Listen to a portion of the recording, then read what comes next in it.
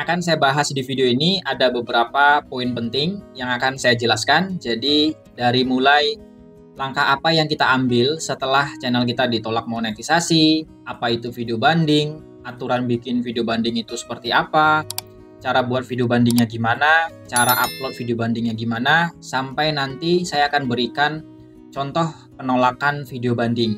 Yang nantinya dari contoh ini teman-teman bisa dapat referensi tambahan nih pada saat mau membuat video banding.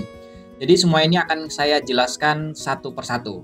Jadi buat teman-teman yang serius mau belajar tentang video banding, teman-teman bisa tonton video ini sampai selesai. Dan juga jangan lupa nih, selalu cek deskripsi video ini ya. Karena di bagian deskripsi video itu selalu saya cantumkan beberapa link dan informasi tambahan. Ya, kalau teman-teman nggak tahu gimana cara membuka deskripsi video, pada saat teman-teman sedang menonton video ini, tekan aja judulnya satu kali. Nanti di bawah itu ada deskripsi video. Nah, sekarang kita mulai dari yang pertama dulu nih. Langkah apa sih yang kita lakukan nih kalau seandainya channel kita pada hari ini tuh ditolak monetisasi ataupun dismon gitu. Maka langkah pertama yang kita lakukan adalah jangan hapus video apapun.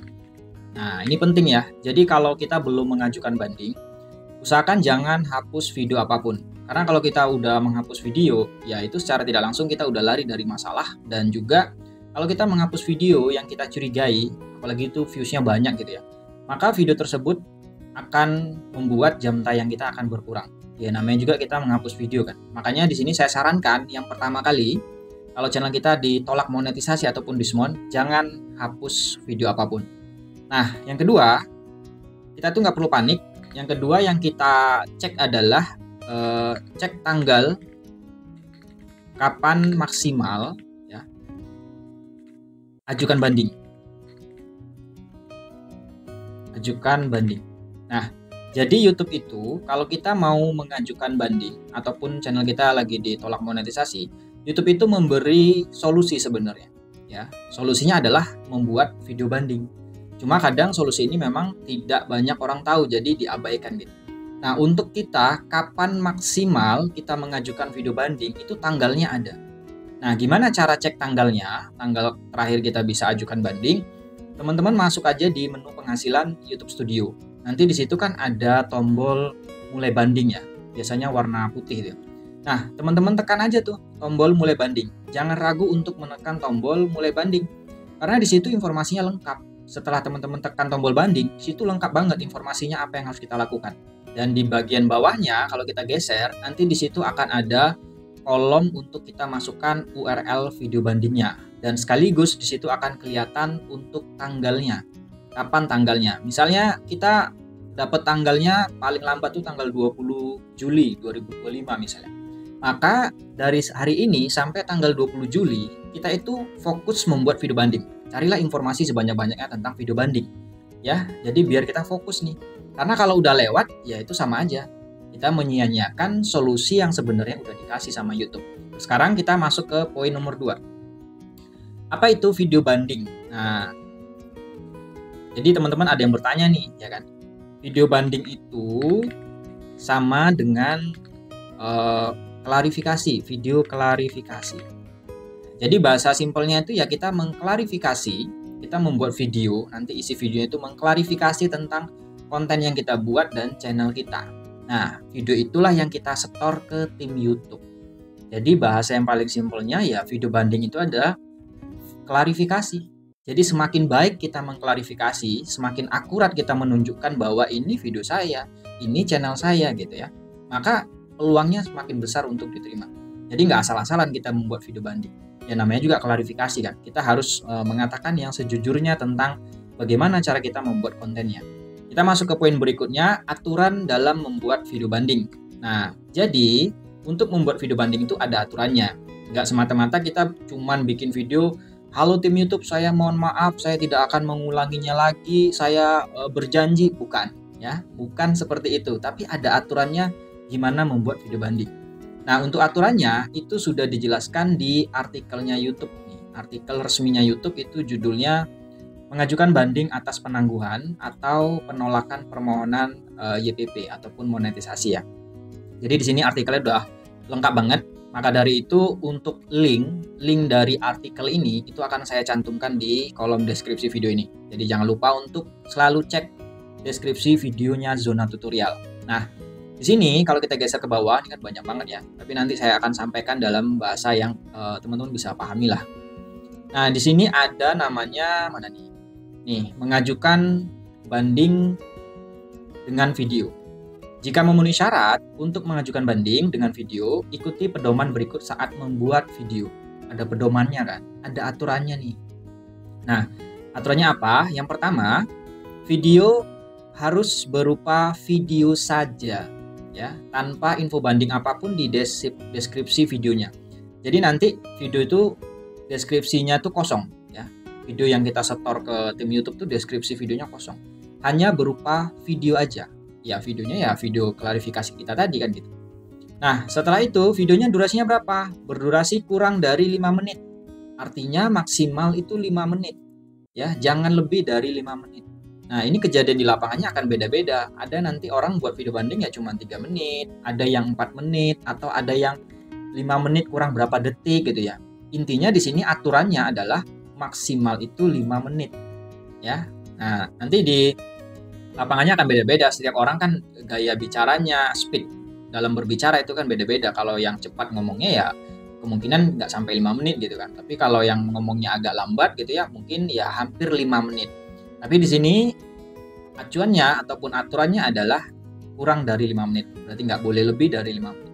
Kemudian videonya itu kita upload dan statusnya tidak publik.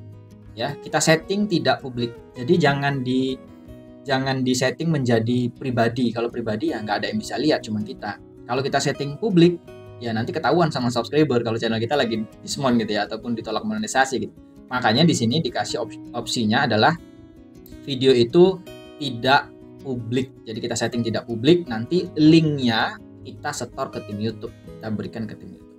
Nah, di sini videonya diupload ke channel yang Anda ajukan bandingnya. Nah, ini penting nih. Jadi kalau channel kita sedang ditolak monetisasi atau lagi mau ngajuin banding, ya kita uploadnya di channel tersebut, jangan di channel lain, ya harus di channel tersebut. Kemudian aturan berikutnya dinarasikan dalam bahasa yang didukung atau menampilkan subtitle bahasa Inggris yang tidak dibuat secara otomatis. Jadi di sini kita harus bernarasi dengan bahasa yang didukung. Meskipun di sini bahasa Indonesia itu didukung, berarti kita bisa bernarasi bahasa Indonesia. Cuman kalau saran dari saya lebih bagus menggunakan bernarasi bahasa Inggris. Jadi kita sudah bernarasi bahasa Inggris, ada subtitle Inggrisnya juga di dalam video itu. Jadi subtitlenya bukan dibuat secara otomatis pakai fitur ya, bukan. Tapi subtitle Inggrisnya itu dibuat pada saat kita mengedit video. Misalnya kita ngomong halo selamat pagi, halo good morning gitu ya. Pas kita ngomong halo good morning, itu subtitlenya muncul di bawah ya, halo good morning gitu. Walaupun ada beberapa orang yang video bandingnya itu menggunakan bahasa Indonesia dan diterima. Ya, bisa jadi itu kontennya memang original banget gitu. Jadi gampang untuk klarifikasinya. Tapi ada beberapa orang yang menggunakan bahasa Indonesia juga ditolak gitu, ya. Jadi untuk mendapatkan peluang lebih besar, saya sarankan menggunakan bahasa Inggris dengan ada subtitle bahasa Inggris juga di dalam video itu. Kita lanjut ke poin berikutnya. Apalagi nih? Tadi aturannya udah, ini aturannya di ini tadi ya. Cek di artikel YouTube. Linknya di deskripsi ya, nanti teman-teman bisa cek kalau mau baca-baca lebih banyak lagi. Kemudian kita lanjut cara buat video bandingnya. Nah ini, gimana cara buat video bandingnya? Kan udah paham nih aturannya. Sekarang kita buat video bandingnya. Untuk membuat video banding itu ada beberapa urutan ya, atau beberapa langkah yang bisa kita buat. Yang pertama, kita syuting menggunakan wajah. Jadi pada saat kita syuting itu usahakan kontennya dalam format landscape ya. Nah, kita harus menggunakan wajah nih gitu ya untuk mengklarifikasi atau pada saat membuat video banding. Kemudian kita bernarasi bahasa Inggris. Ini yang saya jelaskan di sebelumnya. Dan yang paling penting itu ini. 30 detik awal cantumkan URL channel. Jadi ini yang paling penting ya. Dalam durasi detik 0 sampai 30 itu usahakan sudah ada kita cantumkan URL channel. Jadi sambil kita bernarasi, kita cantumkan URL channelnya. Misalnya nih, saya kasih contoh misalnya narasinya seperti ini. Halo tim YouTube, I'm the owner YouTube channel Zona Tutorial. This is my URL channel. Nah, pada saat kita ngomong ini URL channel saya, teman-teman cantumin tuh di bawahnya. Di bawahnya cantumin URL channelnya. Jelas-jelas, kalau perlu agak besar gitu. Ya, ini penting banget. Ini masuk dalam aturan. Ya, jadi bagian 30 detik awal itu kita nggak ngomong ke sana ke sini. Ya, kita cuman menyatakan bahwa saya pemilik channel ini dan ini URL channel saya. Nah, ini 30 detik awal cantumkan URL channelnya. Nah, kemudian habis 30 detik itu kita ngapain lagi nih syutingnya gitu kan? Nah, tunjukkan video populer. Nah, biasanya kan di channel kita tuh ada video populer ya. Jadi kita menggunakan HP yang satu lagi. Jadi 2 HP nih. HP yang satu itu merekam kita sedang syuting pakai wajah seperti ini, dan HP satu lagi untuk mengklarifikasi atau menunjukkan lah gitu ya. Nah, apa yang kita tunjukkan? Yang pertama ya video populer. Nah, kita tinggal buka aplikasi YouTube, kita tunjukin tuh ya. Buka aplikasi YouTube, kemudian kita lihat konten populer dan kita play tuh. Ya, kita play konten populer misalnya 7 detik atau 10 detik aja. Ya, biar kelihatan tuh seperti apa kontennya gitu. Nah, masalahnya di sini adalah kalau konten populer itu re-upload atau bukan karya original kita, ini yang sulit ya. Nah, tapi kalau seandainya saya punya video populer misalnya pakai topi seperti ini misalnya, topi warna merah seperti ini. Nah, pada saat saya menunjukkan ya video populer, itu udah sama antara video populer yang kita tunjukkan dengan wajah yang sekarang sedang klarifikasi atau membuat video banding. Gitu. Makanya di Zona Tutorial selalu saya sarankan buatlah konten original. Ya, salah satu tujuannya adalah yang seperti ini. Kalau kita ditolak atau kesandung diskon, gampang untuk klarifikasi atau membuat video bandingnya. Kemudian setelah video populer kita tunjukkan, sama halnya untuk video baru. Kita tunjukin tuh video uploadan terbaru ya. Nah, jadi kita harus bernarasi bahasa Inggris ya, tunjukin tuh video barunya. Buka aplikasi YouTube, kemudian kita tunjukin video terbaru. Nah, kalau teman-teman kesulitan dalam ngomong bahasa Inggrisnya, saya kasih tipsnya. Tipsnya buatnya itu per adegan. Misalnya adegan 30 detik awal cantumkan URL channel. Nah, ini dulu diberesin, syuting bagian ini dulu. Habis itu udah cut dulu kan. Habis itu kita santai dulu, minum dulu gitu kan. Baru kita sambung lagi adegan kedua menunjukkan video populer. Ya berarti kita coret dulu tuh ya narasinya atau skripnya dalam bahasa Inggris waktu kita mau ngomong atau menunjukkan video populer. Ya, sambil kita contek-contek skrip tuh nggak apa-apa. Mata kita nggak harus mandang ke kamera, kita sambil contek-contek nggak apa-apa. Tapi gunakan narasi berbahasa Inggris. Setelah video baru, apalagi yang kita perlihatkan adalah alat. Misalnya teman-teman ada menggunakan alat, pakai kamera apa, HP apa, atau ada properti mungkin kayak konten mainan gitu ya. Pasti ada kan mainan-mainannya. Nah, mainan-mainan itu juga bisa membantu kita untuk mengklarifikasi. Ini loh, saya punya mainan satu keranjang misalnya. Nah, mainan ini saya gunakan untuk membuat konten. Nah, nanti kan di situ akan sinkron, akan sama mainan yang di dalam keranjang tadi dengan mainan yang ada di video populer ataupun video-video kita. Itu udah termasuk klarifikasi, gitu ya. Jadi nanti alat tinggal disampaikan saja. Kemudian cara buat atau rekam kontennya. Nah, setelah itu kita tunjukkan nih gimana cara kita membuat atau merekam kontennya. Ya udah, kita tinggal minta bantuan orang lain, teman kita gitu ya. Tolong rekamin saya nih, saya mau tunjukkan gimana cara buat kontennya. Misalnya kita buka kamera, ya tunjukin nih, ya. Saya buka kamera, kemudian saya rekam, bla bla bla bla. Intinya YouTube itu mau tahu gimana cara kita buat ataupun merekam konten itu. Nah, di sini kalau kita udah terdeteksi re-upload dan tidak ada nilai tambah yang kita kasih ke penonton, ya cenderung biasanya ditolak. Gitu ya. Nah, setelah kita tunjukkan gimana cara buat atau rekam kontennya, kita masuk ke step selanjutnya, cara edit video. Nah, kita juga tunjukkan nih cara edit video. Jadi mulai dari alat, ya alat, cara rekam sampai cara edit video, ini boleh nggak menggunakan wajah. Pakai kamera belakang aja, ya. Pakai kamera belakang biar nggak sulit gitu. Misalnya kayak cara ngedit video, ini kan pakai kamera belakang aja, nggak perlu pakai wajah lagi gitu. Wajah tuh cuma di bagian depan tadi. Nah, kita tunjukkan tuh gimana cara kita edit videonya. Dari mulai kita masukin video ke aplikasi editing kita, kemudian apa yang kita lakukan, edit kah, dipotong kah, tambah background kah, atau apa. Pokoknya kita jelaskan secara jelas bagaimana cara kita mengedit kontennya tadi. Ya. Nah, kalau konten orang yang kita edit, ini udah terindikasi kita menggunakan konten orang lain. Berarti di sini Kalau nanti kita menggunakan konten orang lain, kemudian cara pengeditannya tidak memberi nilai tambah untuk penonton, itu biasanya cenderung akan ditolak gitu ya. Karena pengeditannya terlalu kayak terlalu mudah gitu ya. Comot sana udah langsung jadi gitu ya, terlalu mudah. Jadi ya namanya kita mau dibayar gitu kan. Jadi di sini butuh bener-bener orang yang ya effort gitu kan. Nah, makanya untuk bagian ini cara buat dan rekam konten nih usahakan jelas, detail gimana cara buatnya sampai ke cara mengeditnya. Kalau semua konten itu kita yang buat di channel itu, kita nggak perlu khawatir lagi untuk membuat video banding ini. Ya pasti kita bisa membuat gimana cara rekam dan cara edit. Nah, kalau udah, nanti kan semuanya tinggal digabung nih, poin-poin yang saya jelas ini tinggal digabung-gabung, jadilah video mungkin sekitar durasi 4 menit, atau ya pokoknya kurang dari 5 menit gitu. Nah, sebagai penutupnya, kita sampaikan untuk masalah si peninjau. Biasanya, masukan dari peninjau ini bisa teman-teman cek di bagian menu dolar.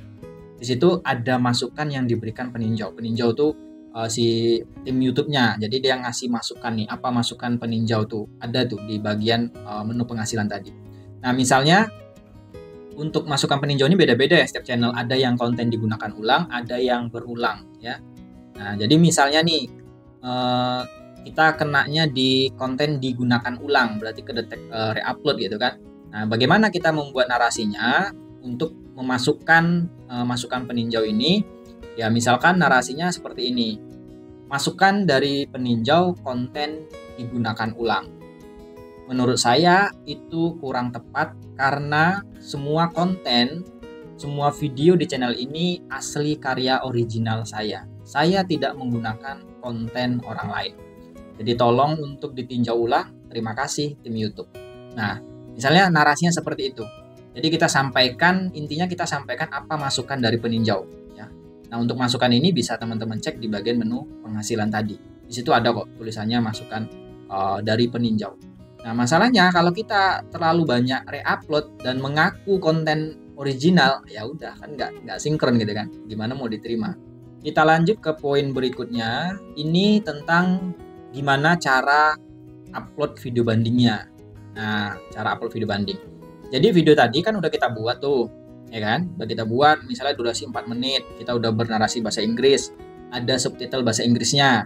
Gimana cara uploadnya? Ya upload aja seperti biasa, ya. Seperti biasa upload ke channel kita. Untuk judulnya, itu judulnya ya bikin aja tanggal kapan kita setornya. Misalnya kita store tanggal 15 Juli, ya udah bikin aja 15 Juli 2025. Deskripsinya kosongkan, thumbnailnya biarin aja, otomatis pokoknya nggak ada gimana-gimana. Kalau udah selesai diupload dengan settingan tidak publik ya.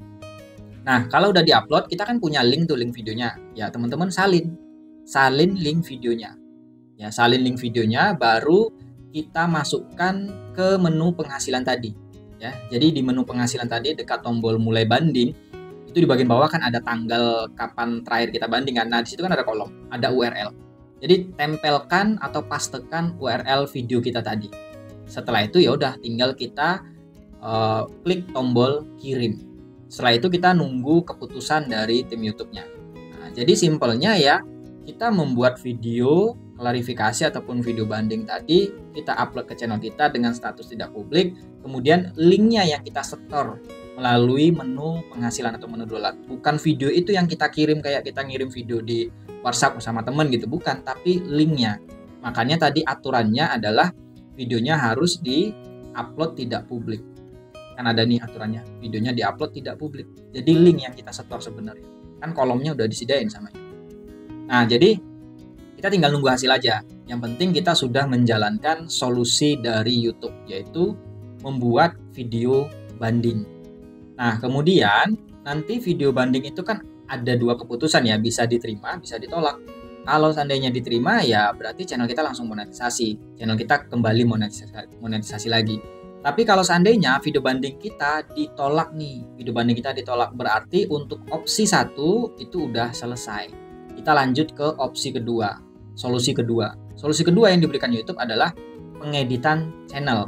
Nah, pengeditan channel ini biasanya dikasih rentang waktu 1 bulan sampai ada juga yang 3 bulan. Jadi selama 1 bulan ke depan, setelah kita ditolak nih ya, 1 bulan ke depan atau 3 bulan ke depan, itu kita boleh mengedit channel kita. Entah itu mengganti deskripsi kontennya, deskripsi channel, menghapus video yang kita curigai, pokoknya boleh mengedit. Nah, setelah semuanya nanti kita edit dan yakin, kita cek lagi tuh jam tayangnya. Kalau seandainya kurang, ya berarti kita ngejar jam tayang lagi untuk bisa ngajuin ulang. Tapi kalau jam tayang masih cukup, ya kita tinggal ajukan ulang sesuai tanggal yang tercantum di situ. Misalnya 3 bulan, ya udah selama 3 bulan ini kita melakukan pengeditan channel, upload video, gitu kan. Nanti udah 3 bulan tinggal ajukan ulang. Nah, masalahnya di sini adalah kalau kita kena yang 3 bulan, ya itu juga hasilnya masih 50-50, bisa diterima, bisa enggak pas kita mengajukan ulang. Ya, bayangin 3 bulan ini kalau kita bikin channel baru dengan cara yang benar, original, bisa jadi udah monetisasi. Gitu. Jadi tetap ada channel backupnya lah sambil benerin channel yang lagi ditolak monet ataupun dismonet ini. Kita ada channel baru lah, channel backupnya gitu. Siapa tahu tidak diterima nih, udah capek-capek nunggu 3 bulan, ternyata nggak diterima juga gitu. Ya, itu dia. Kemudian saya akan berikan contoh penolakan. Nah, saya ada beberapa screenshot ya, jadi saya berikan kepada teman-teman contoh penolakannya itu seperti apa. Ya, rata-rata hampir sama sih contoh penolakannya itu yang dari tim YouTube-nya. Kenapa video banding kita ditolak, itu nanti ada keputusannya di email. Nah, ini ada salah satu dari beberapa contoh penolakan video banding. Jadi ada alasan YouTube itu kenapa menolak video banding yang kita buat. Ini cuma sebagian kecil aja ya, tapi ini bisa jadi referensi tambahan untuk teman-teman. Nah, di sini tertulis ya, video banding tidak menunjukkan contoh visual yang memadai terkait perekaman, pengeditan, atau proses kreatif. Peninjau kami tidak menemukan cukup informasi di video banding untuk mengonfirmasi apakah Anda pemilik konten tersebut. Ya, ini balik ke tadi kan. Ini adalah klarifikasi. Jadi seberapa baik kita mengklarifikasi. Atau apakah Anda telah membuat perubahan besar pada karya orang lain. Nah, ini hati-hati kalau kita menggunakan karya orang lain. Kalau kita tidak membuat perubahan besar di konten itu, ya nanti kita seperti ini. Video banding kita tetap ditolak gitu. Jadi YouTube itu mau memang konten itu punya nilai tambah dari karya aslinya kalau kita menggunakan karya orang lain. Itu yang pertama. Yang kedua ada juga nih, channel telah dimodifikasi sejak penangguhan diberlakukan. Peninjau kami menemukan bahwa Anda telah mengubah channel secara signifikan sebelum mengajukan banding. Nah, ini yang sering dilakukan nih teman-teman. Kenapa video bandingnya ditolak? Karena udah ngapus-ngapus video sebelum setor video banding. Tadi di awal saya jelasin kan, jangan ada hapus video dulu. Nah, ini kejadiannya. Kalau kita udah ngapus-ngapus video, nanti alasan YouTube menolak banding itu ya ini. Ya, peninjau menemukan bahwa Anda telah mengubah channel secara signifikan sebelum mengajukan banding. Proses banding hanya dimaksud untuk digunakan jika Anda merasa kami telah melakukan kesalahan. Ya, misalkan mereka keliru atau salah tekan lah gitu ya. Agar proses banding dapat dipertimbangkan, Anda tidak boleh menghapus atau mengubah sebagian besar konten Anda. Ya, ini sesuai dengan apa yang saya sampaikan tadi. Jangan buru-buru hapus konten kalau mau mengajukan banding. Ada juga contoh lain nih, yang screenshot ini kita baca. Video banding tidak menunjukkan pengeditan yang memberikan nilai tambah yang cukup. Nah ini ya, kalau nggak memberikan nilai tambah di konten yang kita edit atau konten orang lain tadi, ya akan berpotensi sewaktu-waktu pasti bermasalah. Pengeditan yang ditunjukkan di video banding Anda tidak mengubah karya asli secara substansial. Menggunakan konten orang lain dan mengubahnya seminim mungkin masih melanggar kebijakan kami tentang penggunaan ulang konten. Ya, jadi kalau teman-teman mau main YouTube dalam jangka panjang, gunakanlah konten original. Kalau konten original itu nanti sewaktu-waktu kalau kita kena dismount atau ditolak monetisasi, gampang untuk klarifikasinya, gampang untuk membuat video bandingnya. Nah, itu saran terbaik dari saya. Tapi kalau teman-teman mencoba ekstrim gitu ya, comot-comot, re-upload mentah-mentah, upload dan dapat view banyak, tiba-tiba ditolak monetisasi, ya itu resiko yang kita terima karena kita menggunakan konten orang lain. Nah, nggak terasa ya, saya udah bahas panjang lebar. Ini saya nggak tahu nih durasi kontennya nanti setelah saya edit, saya upload ini berapa durasinya.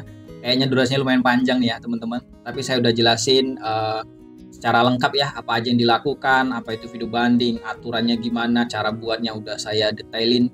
Cara upload sampai contoh-contoh penolakan udah saya berikan juga nih untuk teman-teman semuanya, bisa jadi referensi tambahan kalau teman-teman channelnya dismount ataupun sedang ditolak monetisasi. Ya, tidak cukup dengan video saya ini aja. Jadi mengikuti apa yang saya sampaikan di video ini juga tidak jaminan bisa lolos video bandingnya. Tetap saya sarankan teman-teman baca deskripsi video ini, ada link yang saya cantumin, dan juga cari referensi dari channel lain ya. Banyak di YouTube itu channel-channel yang membahas gimana cara membuat video banding. Karena memang keputusan untuk video banding itu tidak sama saya ya. Tidak ada yang bisa memastikan lolos 100% tidak. Tapi setidaknya kita manfaatkan solusi dari YouTube dan kita buat semaksimal mungkin biar potensinya lebih besar. Oke, nanti teman-teman kalau mau butuh artikel yang ini tadi, teman-teman bisa cek di deskripsi, linknya saya cantumin.